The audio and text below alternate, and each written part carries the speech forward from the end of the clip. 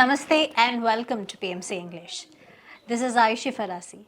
Today it gives me immense pleasure and honor to introduce you all to our guest. Today we have Shri S.S. Upadhyayji, who was a former judge in District and Sessions Court in Uttar Pradesh. He has also served in the District Judiciary in different capacities in different districts of Uttar Pradesh. Apart from this, he has also served as additional director at training at the Judges Training Center. He holds multiple hats in his career and he has also authored many books related to legal advices and other aspects of life. So today in this session, we are going to talk about his spiritual journey and the essence of spirituality in his life. So without any further delay, let's welcome Upadhyayji in this episode and let's get to know about his spiritual journey. Welcome to PMC English, sir. So starting with, you have been related to Patriji since the year of 2010. So how far has been your journey with Patriji? Well, I came in contact with Brahmarshi Patriji in 2010. In 2010, I was posted in Lucknow at the Center of Training of Judges of Uttar Pradesh. Somebody told me a great master of meditation is due to visit this city, and if you make a request to him, it's possible that he will be giving you time to come among judges to make them learn how to release stress. As is well known, the work of the judges is not pleasant one. It's very challenging. Very, very challenging. Right. And throughout the sitting in the court, judges remain stressed because rival submissions, rival arguments by the advocates leaves behind too much stress upon the mind of the judges. Deciding some controversy, deciding rights and liabilities of litigating parties and taking a decision is not an ordinary thing. Many people say it is a divine act.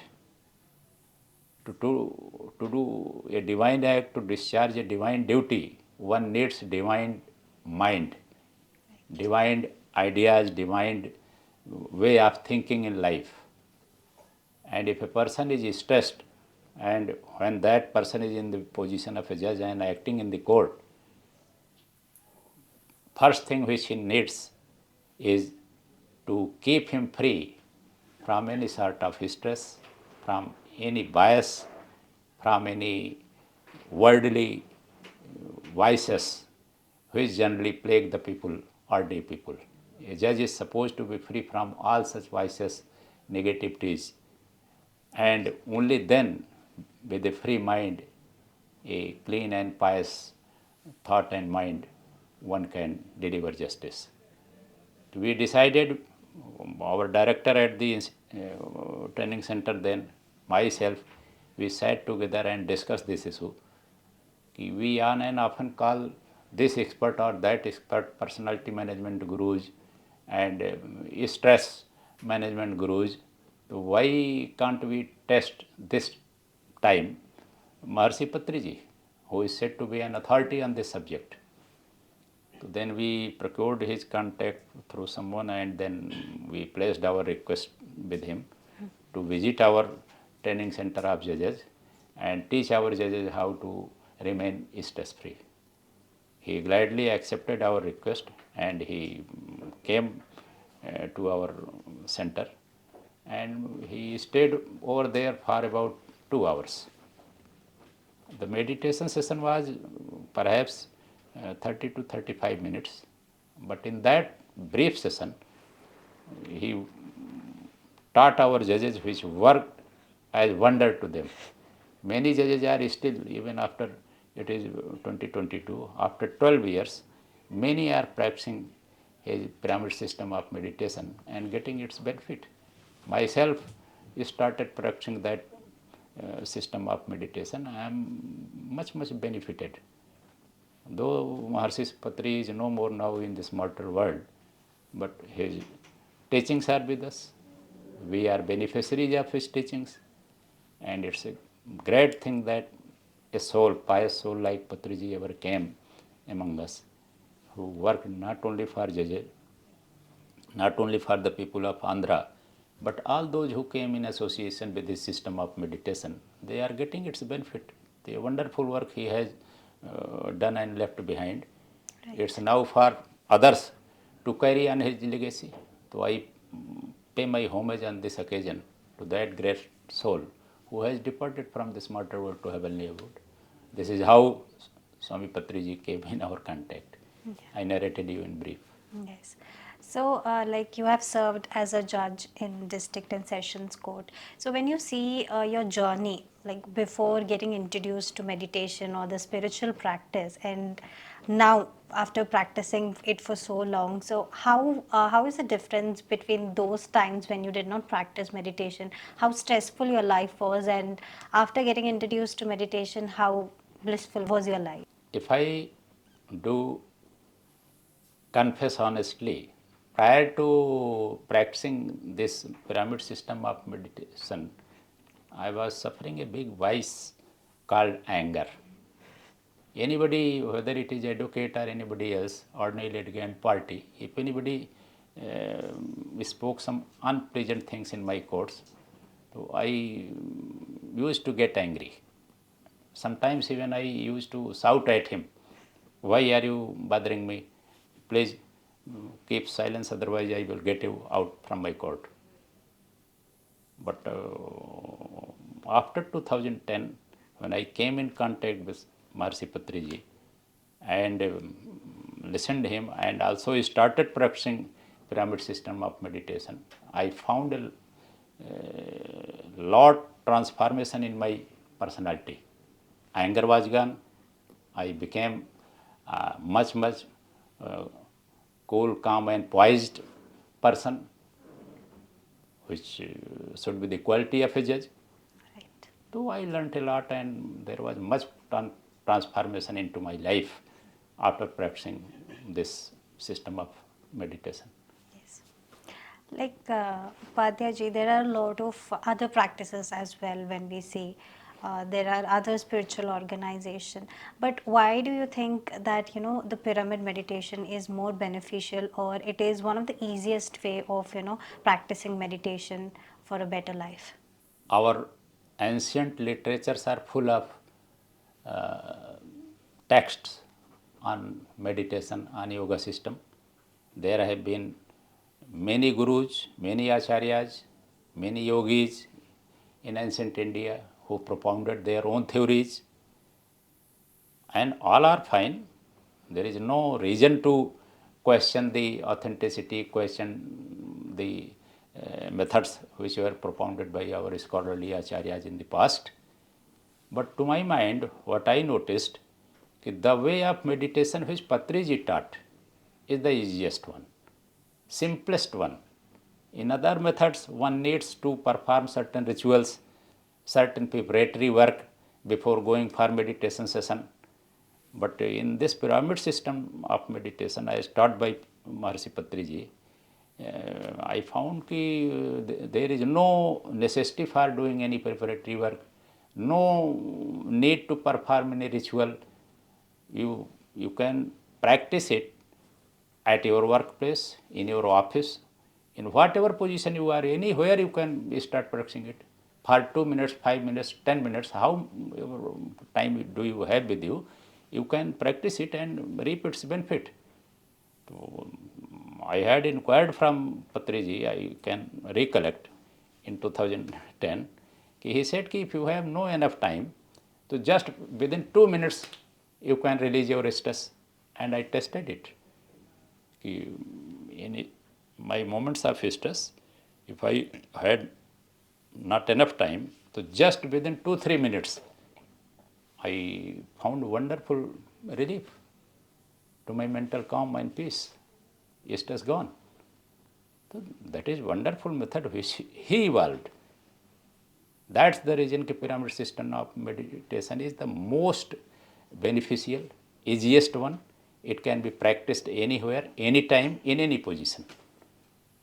This is how this system of pyramid meditation works. Got it.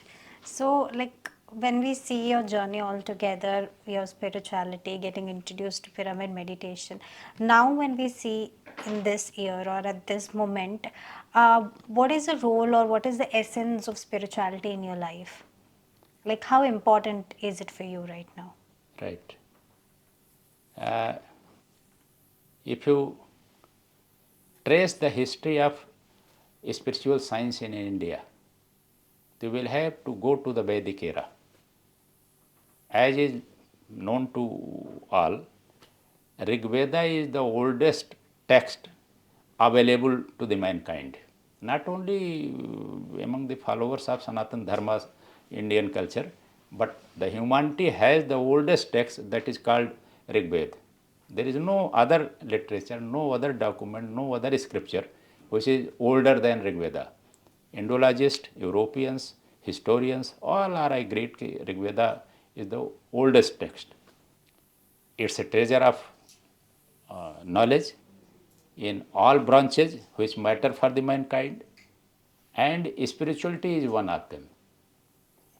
The biggest teaching which the Indian culture has given to the world is spirituality. Vedas had divided the entire Vidya, entire knowledge into two parts, para and apara. These are Sanskrit words. These words mean, in simple English, worldly knowledge and metaphysical knowledge. Means knowledge of God, knowledge of divinity, and worldly knowledge, worldly subjects and spiritual subjects. Life is made of both. Life is a composition of both this physical body as well as that subtle body, Sukshma Sarir, what is called in Shastras, in scriptures. So these two things together make our life complete as a whole. Indian philosophy says that the creatures, including human beings, they are born from divinity, from God. Every creature, every soul is part and parcel of God. For the time being, they have departed from God and have come into this materialistic world. Here from again they will revert back and go into that divine entity called superconscious, Almighty, that is God. So our basic philosophical concept, Indian culture, is based on this philosophic theory. Unless there is way of thinking like this, that we are part and parcel of God, nobody will observe any regulation, neither in personal life nor in social or public life. When we fear God, when we feel that we are ultimately answerable to divinity, to our master, from whom we have derived our birth in this world, we will not be doing any good thing, any thing which is beneficial to others. People will be only selfish. And if a society is only selfish, doesn't care for others, doesn't value the regulations, societal values in personal life, family values, and the regulations which are created by the constitution, by the democracy, by the laws, by the institutions, society will not be a healthy society. Nobody can then live peacefully, happily, unless there are regulations. Regulations means both external and internal. Internal regulations come from within. Discipline, internal discipline comes from within. External discipline can be enforced by agencies, by courts, by mechanism which humans have evolved. But the internal discipline comes only what has been inbuilt in every human being, in every creature by God. So when we combine these two disciplines together, external discipline, the man-made discipline, and the internal discipline, that is God-made discipline, when these together work in a human being, then he leads a very peaceful life, happy life, also achieves the objectives of life in a meaningful manner. So spirituality works that. It is, you can say that spirituality is far more important compared to worldly regulations, worldly achievements. Right. Unless one is spiritual, you can't have any hope from him of any good things. The spirituality is the four most important thing in life. And for judges, being a member of judiciary, I can say that unless a judge is spiritual, he can't do pious work which is called delivering justice. So Yes. for judges, for everyone who has to judge, who has to do justice, even parents in their home, they are supposed to do justice with their children. You are supposed to do justice with your neighbors, to your society, to the nation, to the humanity, and to every creature which has taken birth from Almighty. He also deserves justice. Who will do justice to him? When we are in trouble, we expect people should do justice to us. Yes. And when creatures are in trouble, anybody else is in trouble, so he expects that way. So justice is the need of everyone. Unless there is justice, it's just order, just way of thinking, just way of doing the things, the society, the world will not prosper, will not be happy. So spirituality is the core value which the Indian philosophy has taught, when the Indian civilization and culture has taught to the world, and we boast on it. We have given to the world this teaching, this knowledge, and by and large, all religionists, all sort of people, irrespective of their civilization, culture, region, everyone is practicing spirituality, and that's why mankind is together, working together. Unless it is cementing force, unifying force of the humanity. The spiritually, it is not mere greed, mere necessity which has integrated the human across the world. Virtually, it is a spiritual relationship of soul with soul, humans with humans, that has truly integrated the humanity. So this is the importance of spirituality in life, in society, and for the mankind. Yeah, because spirituality, it's a way of life. Because when now we see that people are in a very stressful way because of this materialistic world, or their busy schedules, they don't find time for themselves. It's just the hectic schedule, the stress. So I think that the spirituality is just like a way of life towards them, which guides them to a very peaceful way or a peaceful style of living. You know, there are many religions which are followed and practiced by Yes. people. What is religion and what is this spirituality? Yeah. Religion, you can say, it can be man-made, cultivated by people, but spirituality is not. Spirituality is the essence of, ultimate product of the religion. Religion is something external, it has sanctions, it has limitations, it has certain values. Religions know their boundaries, they demarcate, they define, they divide people, but certainly not the spirituality. Right. Spirituality has no divisions, no boundaries, no discriminations. Religions can discriminate. They have their followers, they have their identities, but spirituality doesn't have any particular identity, because it emanates from your soul, from yourself, from within.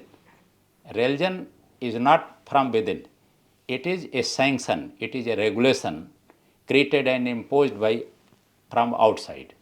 Spirituality emanates, generates from within. So when a thing generates from soul, from within, certainly that is more pious, that is more acceptable. It is, in fact, spirituality that integrates the humanity. Right. If I am not wrong, then I can say that religions rather divide humanity, Absolutely. but spirituality integrates. Yeah. So this is the difference between religion and spirituality. Right. it is the spirituality that should be followed by people. You know, many people outwardly look to be quite religious people, but when you go to their conduct, behavior, and to their past, you will find that they have chain of black deeds, questionable deeds in their life. But if a person is spiritual, Yes. so he, in no conditions he can commit any wrongs. Yes. He will always follow only righteous path. This is basic distinction between spirituality and a religious person. A religious person may commit mistakes, but not a spiritual person. A religious person may commit wrong things, but not a spiritual person. So one should prefer to be spiritual rather than mere religious. So I always ask people to be spiritual. If one is mere religious, so I think he is living somewhere a life which is deficient in biology. And when he is a spiritual person, so then he is leading a complete life. A deficient life, a complete life. The spirituality always promotes completion in life. This is Yeah, the because value of spirituality is more about our inner self. It's like a self growth more. Okay. So now that we have the second principle of PSSM, that is following vegetarianism, being a vegetarian. So what is your call on this? right. Uh, you know, we were just discussing every creature is the creation of Almighty. Right. Living organisms, creatures, whether we humans or animals, we are not prepared into factories. We all are here because of the grace of God. The life is given by God, whether it is life of humans or life of ordinary creatures, animals. God is the source. And in our Indian philosophy, this is the basic doctrine that every creature on this earth planet has come from Almighty, divinity. Every creature has its share into the resources which is available on this earth planet. What has gone wrong with the humanity? We are just eating up, grabbing the resources wherein other creatures do have a share. We humans have occupied this entire earth. We are not leaving any space to other creatures to survive. And it is very sad that what to say of giving them their share, we are killing them for our taste, for our needs. Is it divine? Is it spiritual? No. When the God has created every creature, including human beings, so only God has a right, authority to kill a creature. The day a human being dies, the day an animal dies, it is all because of divine will, divine scheme. So let God alone give birth to every creature and kill it. How can human have a license and authority to kill fellow creatures? So that's anti-spirituality. Spiritual science, divine science doesn't permit killing of creatures. But it is greed of the humanity. It is misinterpreted versions of spirituality or life, natural laws that people are killing animals for their own needs. Right. Our Indian culture values everyone alike, whether it is a human being or ordinary creature. Practitioners of spirituality and followers of Sanatana Dharma, they know that there is a verse in some holy scripture of Hindus that says, who is an ideal Indian, who is an ideal follower of Indian culture. So that verse in Sanskrit language is, कि अद्रोह सर्वभूतानां कर्मणां मनसा गिरा, कि ए true follower of Sanatan Dharma, Indian culture is one who has no grudge against any sort of creature on this earth, either through any action or any expression or even in thoughts. So this is our great culture which teaches you should be always compassionate and kind, merciful to all creatures. They are your fellow creatures on this earth. For the time being, they are here. For the time being, we are here. So these are the great values which have been taught by our Indian culture to the people of this land. But it's very unfortunate that people have forgotten these great teachings of Indian culture and are killing animals and using them for their appetite, for their Taste buds. needs. Right. So, but this merciless things do not have approval of Indian culture. We value every life, whether it is a life of insect or life of a human being. This is the spirituality. This is the teaching of Indian culture to the world. Yes.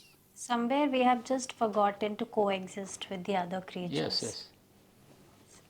Coexistence is a precondition. Live and let live. Yes. Eh? Mahavir Swami, Mahatma Buddha, preachers and discoursers on and often teach it. If you want to live peacefully on this earth, a meaningful life, then do not harm to anyone. In Mahabharata, Vedavyas says, Atmanah pratkulani paresamna samacharet. A thing which you do not like others to do to you, you don't do it to others. When you respect, when you value the sentiments of others, only then they will value and respect your sentiments. If you harm others, it means you are harming the values on which our culture was evolved. So, great teachings of Indian culture are there. What has gone wrong? Syllabus in the schools, syllabus at the higher education level in the universities is deficient. It is not the one that promotes the biology of Indian culture. The Western At homes, culture. parents are not capable of inculcating these values into the personality of their children. So virtually it is some sort of a scenario where a child, when it is born, is not taught these things. Gradually when he grows up, he sees that non-vegetarian food is here and that, and people are taking, why should I not take it? So a sort of cruel culture is prevalent all around.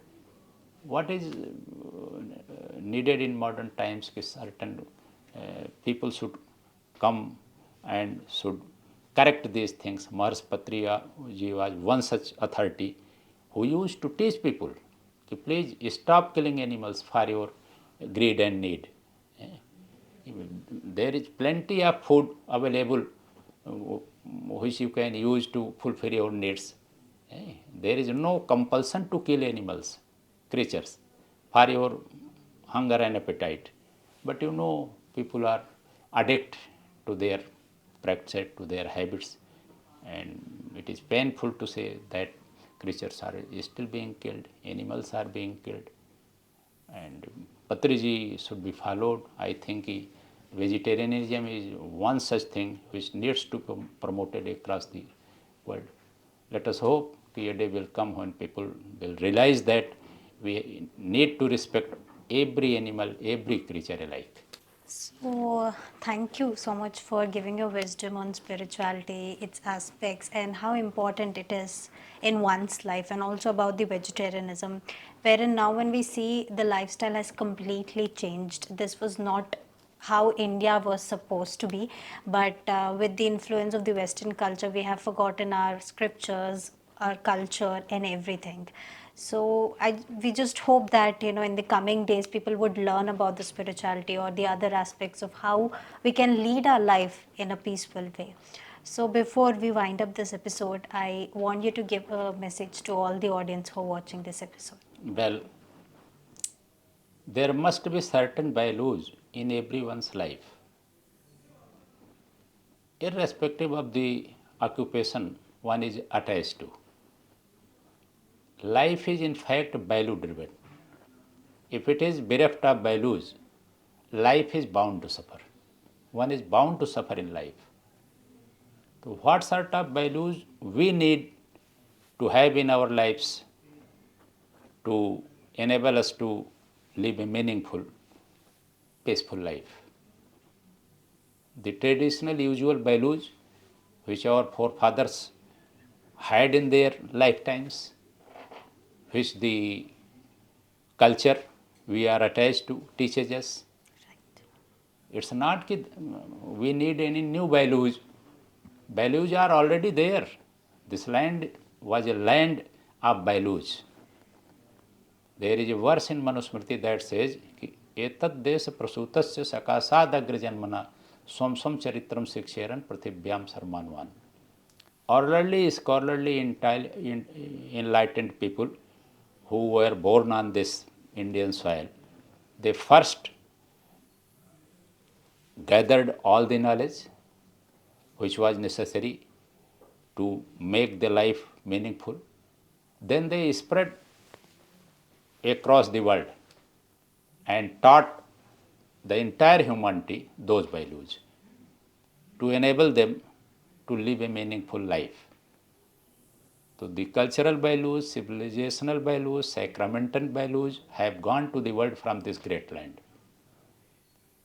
It is unfortunate that a country which was once the propagator of core values for the well-being of the humanity is itself is needing this guru and that guru to make the life of people meaningful, happy, positive and constructive. So I think that this 21st century somewhere is having some scheme. World is again looking towards India because you know there is a lot of unrest in the world. In certain part of the world, war is going on. Many are apprehending that nuclear weapons are likely to be used when entire humanity would be at stake, survival would be at stake. When such sort of threats are looming large on the humanity, then where is the source of light? Ray of hope. This great land is again the ray of hope then. If the world starts realizing that destruction, greed, it is not in the interest of anyone. No country can be happy, can remain happy, unless it learns to live in harmony with all other nations. When the humanity as a whole is peaceful, only then a part of humanity will be happy and peaceful. If greed dominates the scenario, which is the current trend in the world, big nations are exploiting smaller nations, rich nations are exploiting who are not so well in riches. So this disparity in wealth, exploitative order that is prevailing in the world, if this stops, only then humanity will be happy. If a country thinks only my country should be happy, our people should be happier people, rest of may go to anywhere, so this is not going to work. And this divisive mentality of the humanity is interest of none. Indian culture never divided humanity. It always taught Vasudhaiva Kutumbakam. Values of Indian culture say that no, entire humanity is just like one family. You share everything which you have constructive and positive with the rest of people, co-fellows, co-human beings. So unless this great teaching of India is adopted by the humanity, by all the nations, I think there would be no peace. There would be strife, conflict, wars. The only solution is to treat the humanity as one family, which our culture taught. So is in personal life, individual life in our country. Unless we treat every member of our family alike and we take care of the needs and the sufferings of each and every individual in our family, we can't have a small, peaceful and happy family. So is the case with your neighbors. If you think you can only, you should only be happy, let your neighbor suffer, this is not going to work. Right. If the society is suffering, then this suffering will come to the account of each and everyone. If the society as a whole is prosperous, happy and peaceful, only then individual is happy. So is the case of nation, so is the case of humanity as a whole. So we have to revert back to the values which were once taught by this land. And this is in the interest of ours, in the interest of others, in the interest of all the nations, the entire humanity. So I would say that the path which has been shown by this great land once in the past, that should be readopted, revalued, re-adhered, rediscovered and respected. Thank you so much, sir. That was indeed a powerful message for all the audience today. So thank you so much for joining in this episode. So well, viewers, today we were in conversation with Upadhyayji, and I hope that the knowledge that he has shared with us today, the wisdom on spirituality, the way we need to lead our life would benefit all of you. So with this is Ayushi signing off. Stay tuned to PMC English.